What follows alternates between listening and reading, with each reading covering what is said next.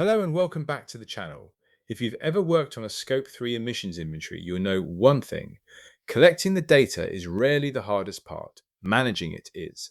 You're trying to gather information from hundreds of suppliers, working across different systems, different reporting standards, and different levels of data quality, and somehow turning all of that into one reliable emissions inventory. If that sounds messy, you're not alone. In today's video, we're going to look at the biggest challenges organizations face when collecting Scope 3 data, why these problems happen, and the practical ways leading organizations overcome them. Let's get into it. The first and probably the biggest challenge is supplier engagement. Many suppliers simply don't provide emissions data. Some haven't measured it yet. Some don't have a dedicated sustainability team. Others are already fielding requests from dozens of customers and struggle to keep up. Almost every organization ends up with gaps somewhere in its supply chain, and that's not unusual. No company has perfect supplier coverage. The organizations making the most progress don't wait until every supplier responds. They focus on engaging the suppliers with the biggest impact first and expand from there.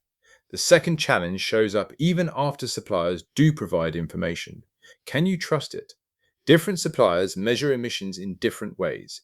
Some report product level footprints, others report company wide emissions. Some data is externally verified, some isn't. None of that makes the data unusable, it just means it needs context. Good Scope 3 programs spend as much time validating data as they do collecting it. The third challenge is consistency. Imagine receiving emissions data from 100 suppliers. One reports kilograms, another reports tons, one uses the previous financial year, another uses the calendar year, one follows the GHG protocol, another uses a different methodology entirely. None of those numbers are necessarily wrong, they're just difficult to compare, which is exactly why standardization is such an important part of Scope 3 reporting. The fourth challenge is that this data rarely lives in one place. Finance owns purchasing data. Procurement owns supplier information. Operations know what materials are used. Logistics teams understand transport. Suppliers hold their own emissions information.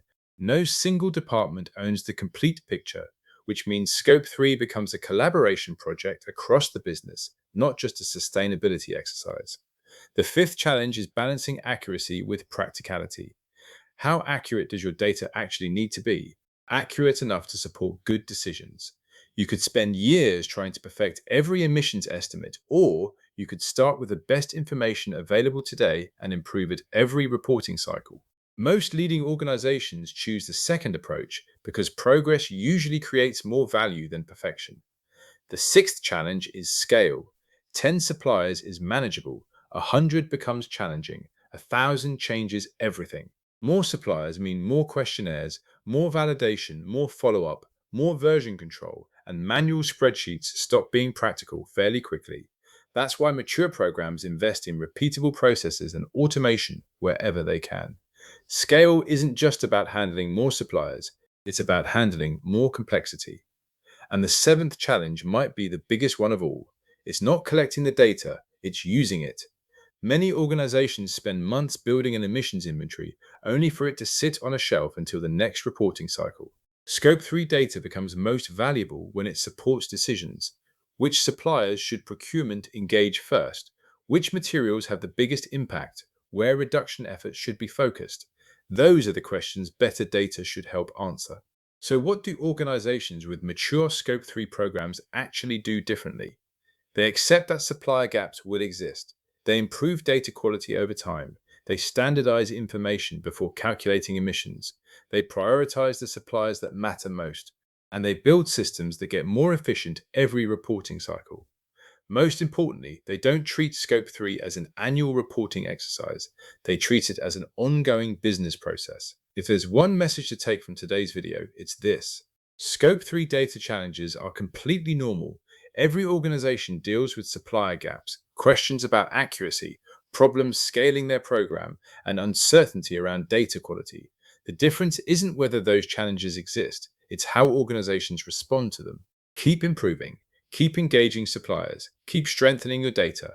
Better Scope 3 data doesn't just improve reporting, it improves the decisions that lead to real emissions reductions. Which of these challenges has been the biggest one for your organization? Supplier engagement, data quality, or managing everything at scale? Let us know in the comments. We read every one.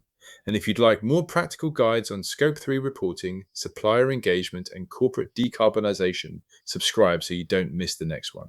Thanks for watching, and I'll see you in the next one.